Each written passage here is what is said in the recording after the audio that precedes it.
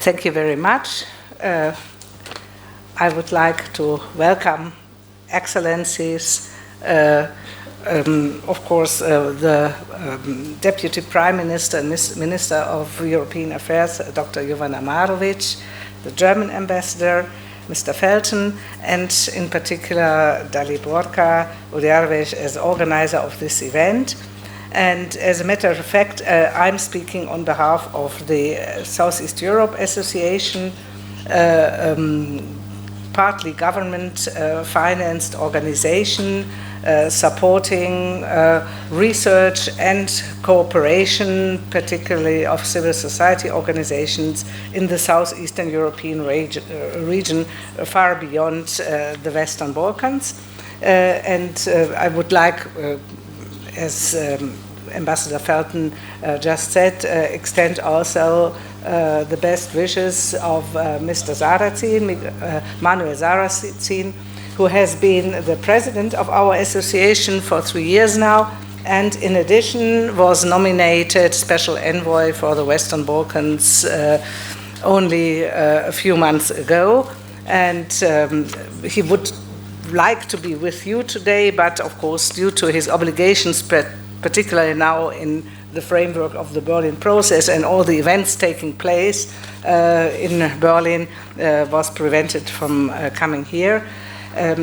As a matter of fact, a couple of months ago, when I was here in Montenegro, I met Dalibor Uljarevic, and we came to the conclusion that there is a lot of confusion about all these different initiatives and activities of regional cooperation.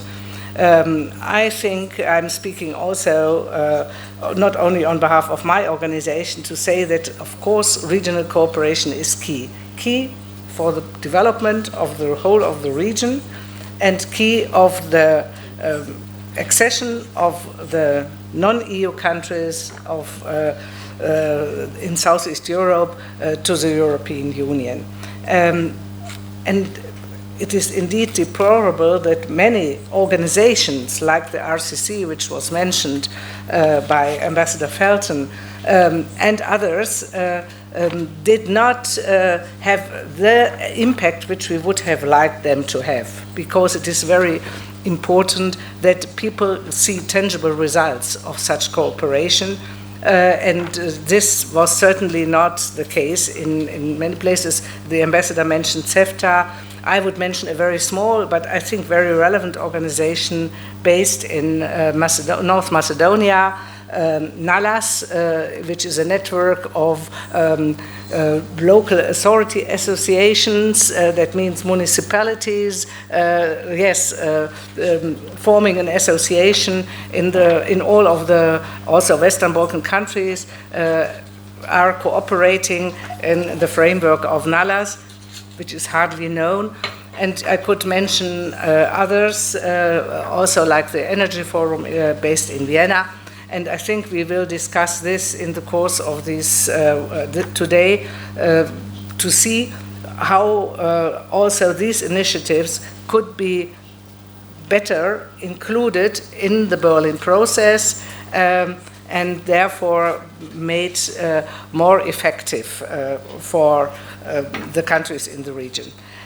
I would like to add just one word further, because the Berlin process in its core was intergovernmental cooperation, ministers, heads of governments.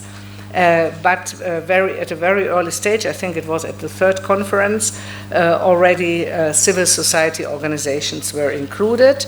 It was at the conference in Trieste, and this, I'm very glad that also this year, like in last year, we have parallel or just before the final meeting in the framework of the Berlin process, civil society conference. There was a preparatory conference last week, and then on the 1st and 2nd of November, there will be the official conference.